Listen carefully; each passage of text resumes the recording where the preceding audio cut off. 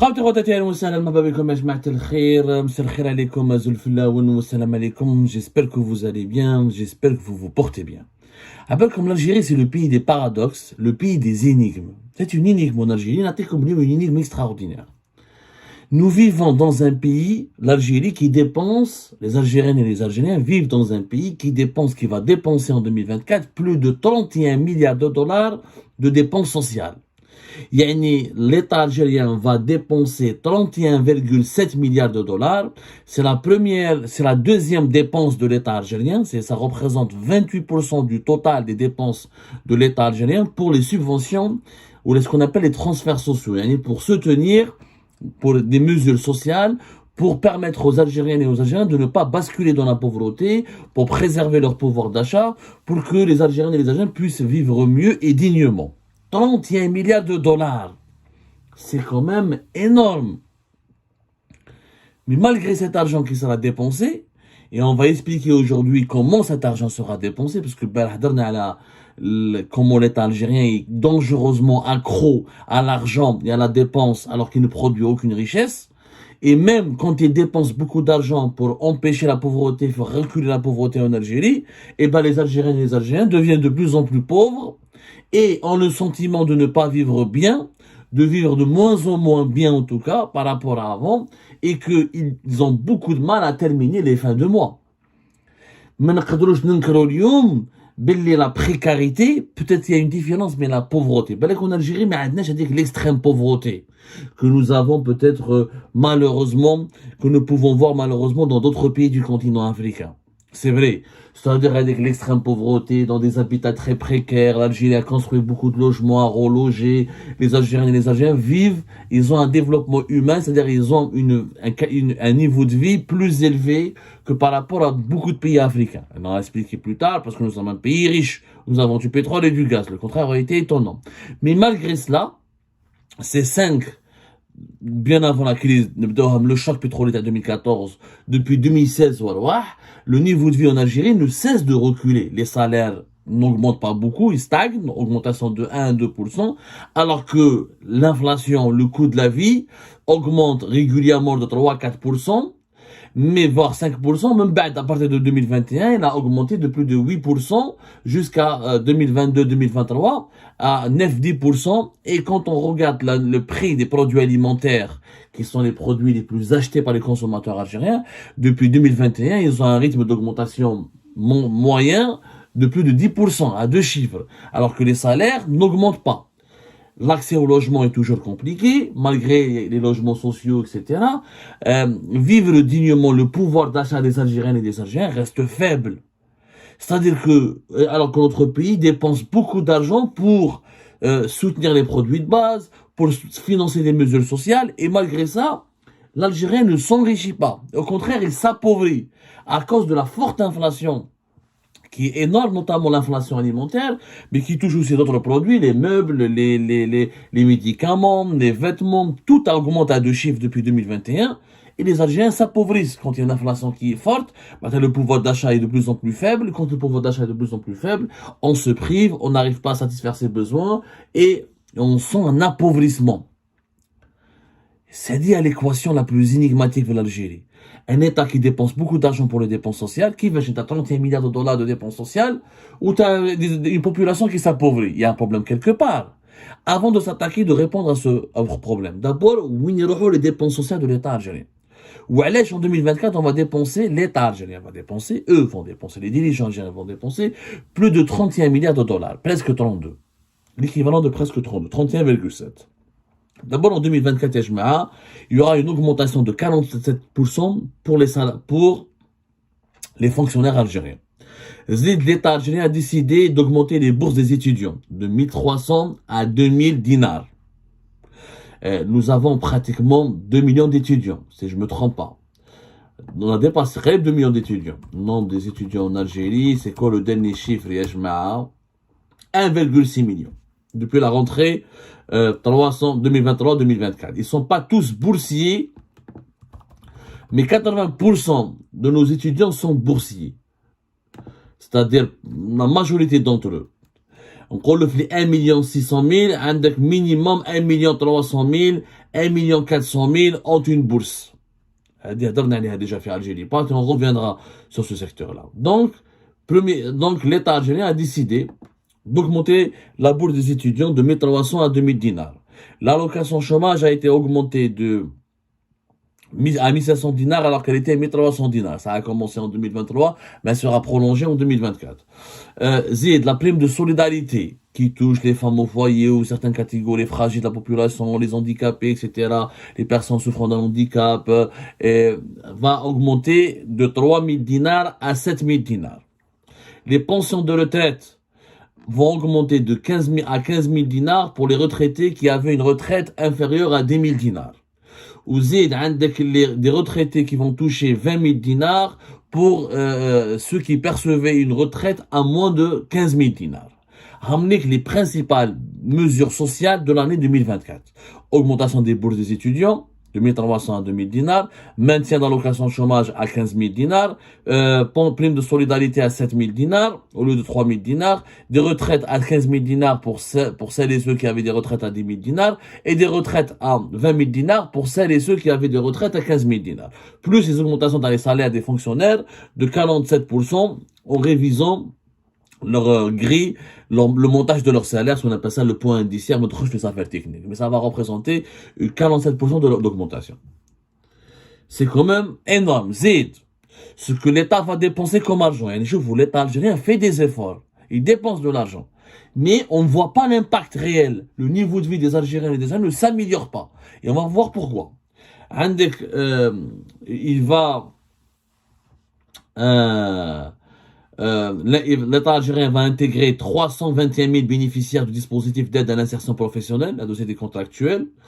Il y aura aussi 181 000 bénéficiaires d'aide à l'insertion sociale. C'est des petits contrats appelés emploi. Il y aura le recrutement de 60 000 fonctionnaires et contractuels. L'État algérien a décidé de lever le gel les promotions au sein de la fonction publique. Il y aura donc 280 000 fonctionnaires qui vont qui bénéficient de certaines conditions d'ancienneté, qui vont bénéficier d'une nouvelle promotion et donc d'une revalorisation de leur salaire. Hadou, c'est les aides directes qui vont toucher donc les étudiants, les fonctionnaires, les chômeurs, etc. À cela, il faut rajouter que l'État algérien consacre les 31 milliards de dollars à Hadou. Il y aura pas parce que Hadou, c'est des subventions sociales. Ça, c'est les dépenses sociales. Les salaires des fonctionnaires, c'est les dépenses du personnel qui sont de plus de 38 milliards de dollars. On en a parlé hier, et je vous invite à revoir l'émission d'hier. Vous avez été très nombreux et nombreux à la suivre. Mais il faut l'expliquer. Les dépenses sociales, mais chez les dépenses du personnel. Les étudiants, c'est du social. Les retraités, c'est du social. Alors que le salaire des fonctionnaires, c'est du fonctionnement, c'est les dépenses du personnel, maintenant les dépenses du fonctionnement de l'État. Ce que l'État algérien dépense aussi, le soutien des prix. Non, on n'achète pas le pain à son véritable prix. On n'achète pas, on consomme pas, on paye pas l'électricité à son véritable prix. On paye pas les carburants réellement à leur véritable prix. On n'achète pas le lait à son véritable prix, à son véritable valeur, comme pour le sucre et l'huile. Tout ça est subventionné par l'État algérien. Et ça rentre dans le cadre des 31,7 milliards de dollars de dépenses sociales pour l'année 2024. Le logement social, il est soutenu par l'État. Les hôpitaux, les prestations des hôpitaux sont soutenues par l'État. Alors, qui n'est que les budgets en général. Le budget est les subventions des produits de large consommation. 28% des dépenses de l'État vont être consacrées aux céréales. Yani à la revente du céréal quelque part. Donc, la revente du pain. Voilà, le soutien des prix du pain. 7% pour le soutien des prix du sucre et de l'huile, les huiles végétales, les huiles alimentaires. 5% pour le soutien à l'électricité et à l'eau, dessalement de l'eau de mer, parce que aussi le facture de l'eau, on paye pas en Algérie. L'eau est un produit qui est subventionné par l'État algérien, on le paye pas sa juste valeur. 5% des dépenses de l'État vont donc toutes les stations, l'eau qui est produite par le dessalement d'eau de mer, la différence entre le coût et son prix de commercialisation est supporté par l'argent et financé par l'argent de l'État. ou عندك 5% pour le soutien du lait. Donc, ramener les dépenses de l'État pour les produits de large consommation. 21% pour le pain, 7% pour le sucre et l'huile, 5% pour, pour l'électricité et l'eau, et 5% pour le lait. Vous allez me dire, Khoya Abdou, donc l'Algérie, normalement, est censée être un paradis. Et comment ça se fait alors que l'État, comment ça se fait que nous ressentons, que les Algériennes et les Algériens ressentent vivent une précarité sociale, où ils sont dans la précarité, alors que l'État dépense beaucoup d'argent? Eh bien, pour une raison simple. C'est que ces dépenses sont mal gérées, sont gérées dans une totale opacité, et en plus, ce sont des produits que nous produisons, que nous importons massivement. Et comme l'État algérien a décidé de limiter les importations, du coup, la disponibilité des produits subventionnés, elle se fait rare. Le lait qui est subventionné par l'État n'est pas présent, n'est pas disponible en grosse quantité. Et je fais des ruptures et une indisponibilité. Ou alors, la chaîne, al-Hlib, de 2021, rappelez-vous, de 2021, peut-être même puis 2020, mais à la période à la Covid-19, on a pensé que c'était à cause de la pandémie. Mais de 2021 jusqu'à la fin de l'année 2023, peut-être c'est au début de l'année 2024, ils ont fait un effort parce qu'il y a les élections présidentielles qui arrivent, mais je pense pas que l'effort sera énorme. On reviendra plus jamais avant. Et vous allez comprendre avant les Algériens vivaient mieux. Pourquoi les Algériens et les Algériens vivaient mieux avant qu'aujourd'hui? Aujourd'hui, l'État dépense de l'argent. Dépense même beaucoup d'argent pour les dépenses sociales. Sauf que il a limité les quantités des produits importés. Ne subventionnons pas des produits qui sont produits localement. Le can al-halib, il est produit localement. Ou là, les céréales, le pain, il est produit localement. Ou là, le sucre, ou là, les huiles sont produits localement. Là, l'électricité et les carburants sont produits localement. C'est pour cette raison que que les Algériennes et les Algériens n'ont pas senti une problématique d'accès à l'électricité et au carburant. Il y a toujours des carburants, ça a toujours été disponible. Et l'électricité, il y a eu des coupures, etc., lors des grandes températures caniculaires, mais il n'y a pas eu de problématique majeure en temps normal. Mais les autres produits de base, qui met les céréales, les huiles, les sucres et le lait, qui sont subventionnés, les Algériens ne les trouvent pas en grosse quantité. En tout cas, pas en quantité suffisante pour répondre aux besoins de la population. Pourquoi? Parce que l'État a décidé de limiter la facture des importations. Et quand il a limité la facture des importations de 2021 à 2023, et les objectifs ont été partagés, c'est pas le lait, etc., l'État algérien toujours s'est fixé des chiffres. Bon, on n'a jamais... l'État algérien n'a jamais réussi à atteindre ces chiffres, mais la limitation des facteurs des importations a été un objectif important par l'Algérie, des chiffres de 20-25% pour certains produits, 30% pour certains produits, 15% pour certains produits, mais Mardamnesh. L'Algérie, au départ, en 2021, l'objectif était d'au moins réduire de 2 milliards de dollars la facture d'importation des produits alimentaires. Quand tu réduis la facture des importations, et quand mais que pour produire les produits de large consommation, tu dois absolument importer, tu ne peux pas les produire localement. Du coup, même si tu subventionnes ces produits, ils seront pas vraiment disponibles. Et quand ils sont pas disponibles en grosse quantité, les Algériens et les Algériens seront obligés d'acheter des produits qui sont pas subventionnés. Parce que il y a le lait qui est subventionné, Tashkara, mais il y a le lait pasteurisé en boîte qui n'est pas subventionné. Quand tu trouves le lait subventionné, tu es obligé d'acheter du lait qui n'est pas subventionné et qui est cher, qui est même très cher par rapport au salaire des Algériens et des Algériens. Kiff. Quand tu trouves pas de l'huile qui est subventionnée, tu es obligé d'acheter de l'huile qui n'est pas subventionnée. Kiff pour le sucre. Il y a certains produits de sucre issus du sucre le sucre lui-même est subventionné, mais quand les autres produits, les sucreries qui sont pas subventionnés, quand le sucre subventionné n'est pas disponible en grosse quantité, on est obligé d'acheter à des prix chers. Donc, le problématique, tu as les dépenses sociales en Algérie, ça n'a pas de sens de subventionner un produit que tu ne vas pas produire localement. Ça aurait eu l'électricité et les carburants, ça marche parce que on a des produits locaux. Ce sont des produits qu'on arrive dans leur production, on arrive à les maîtriser. On a quoi à l'électricité plus tard, nous avons beaucoup de gaz naturel, donc nous produisons beaucoup d'électricité, alhamdoulilah. On a investi dans les centrales électriques, etc. On a investi pratiquement 150 milliards de dollars dans la construction des centrales électriques. Nous avons pratiquement une soixantaine de centrales électriques. Là, on a quoi à l'électricité dans une autre émission. Mais, les autres produits alimentaires, on les produit pas, nous avons une faible agriculture, donc on les importe. Donc, les dépenses sociales de l'État algérien ne sont pas du tout utiles. Elles ne sont pas du tout utiles, elles ne seront jamais utiles tant que tu n'arrives pas à produire localement une bonne partie de ce que tu veux subventionner. Zid, l'autre problème, c'est que les subventions sociales, qui profitent de ces subventions sociales? Avec 38% des dépenses sociales de l'État algérien sont consacrées au financement des prix des produits de large consommation, l'électricité, l'eau, les céréales, le sucre, l'huile, etc. Ensuite, 25% pour l'allocation de chômage. Les chômeurs maintenant coûtent 25% des dépenses totales, des dépenses sociales totales de l'État algérien.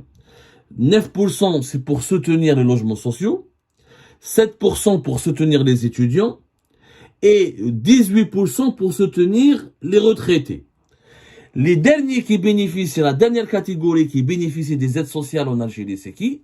C'est les agriculteurs, parce que les agriculteurs sont soutenus. Il y a des subventions pour les agriculteurs, mais les subventions pour les agriculteurs ne concernent que, ne représentent, que de 3%. 3% de l'ensemble des dépenses totales, des dépenses sociales totales de l'État algérien. Il fait les 31,7 milliards de dollars de dépenses sociales que nous allons dépenser en 2024, que l'État algérien va dépenser en 2024, uniquement 3% vont vers les agriculteurs. Je vous le problème dans l'Algérie, l'État, c'est noble. Il veut soutenir, il veut faire du social, il veut maintenir ses dépenses sociales pour protéger les plus pauvres et les plus fragiles. Ça, il le fait de façon maladroite. Les chômeurs ne travaillent pas, ne produisent aucune richesse. Donc, quand tu donnes de l'argent aux chômeurs, il n'y a aucun retour. Le chômeur doit consommer. Et puisque toi, tu produis pas localement ce que tu manges, tu es obligé d'importer pour le satisfaire, pour le faire manger. Donc, quand tu lui donnes de l'argent, cet argent, il va le consommer au niveau du marché. Il n'y a pas de produit localement produit, donc tu seras obligé d'augmenter ta facture d'importation pour le satisfaire. Si tu n'augmentes pas ta facture des importations pour le satisfaire, tu vas créer une inflation, puisque l'argent que le chômeur doit dépenser pour consommer va aggraver le déséquilibre entre l'offre et la demande. On aura toujours une demande plus importante que l'offre, et l'inflation sera à 2 chiffres. Les subventions des produits directs représentent 38% des dépenses sociales de l'État algérien. Alors que les agriculteurs, 3%. Allez, on n'augmente pas la part des subventions aux agriculteurs pour les encourager à produire, afin de rendre disponibles les produits alimentaires ou agricoles de base que nous devons consommer, que nous subventionnons. Il y a des choses où l'État algérien préfère subventionner des produits qu'il importe, et on les importe, les céréales, le sucre, le lait, etc., au lieu de subventionner directement les agriculteurs et les producteurs qui peuvent produire ces produits que nous importons. Augmente, les subventions que tu donnes au lait et aux céréales et aux produits agricoles ou aux produits de base, et donne-les aux agriculteurs et aux éleveurs. Équilibre, le budget, quand on a 10% pour le 15%, et en subventionnant davantage les agriculteurs algériens, on pourra relever le niveau de production de notre agriculture. Au lieu de soutenir les chômeurs, je préfère soutenir les étudiants. Je préfère donner plus d'argent aux étudiants pour les encourager à réussir leurs études. Parce qu'à la fin de leurs études, avec un étudiant bien formé, il peut bien travailler, il peut rapporter de la richesse à mon pays. Mais un chômeur, et beaucoup de nos chômeurs ne sont pas des diplômés ni bien formés, il ne rapportera absolument rien. Au lieu de soutenir le logement, au lieu que l'État dépense de l'argent pour soutenir le logement, 9% des dépenses sociales de l'État, je préfère l'investir dans la production. Je préfère soutenir directement des entreprises privées qui vont elles-mêmes construire des logements. 18% des dépenses sociales de l'État algérien vont vers les retraités. Ça n'a pas de sens. Un retraité ne travaille plus. Il est à la fin de sa vie. Il n'apportera pas de richesse au pays. Nous avons 3 millions et quelques de retraités. Il faut les respecter, il faut les encourager. Mais ça ne sert à rien d'augmenter leur pension de retraite si la vie elle est très chère. Une retraite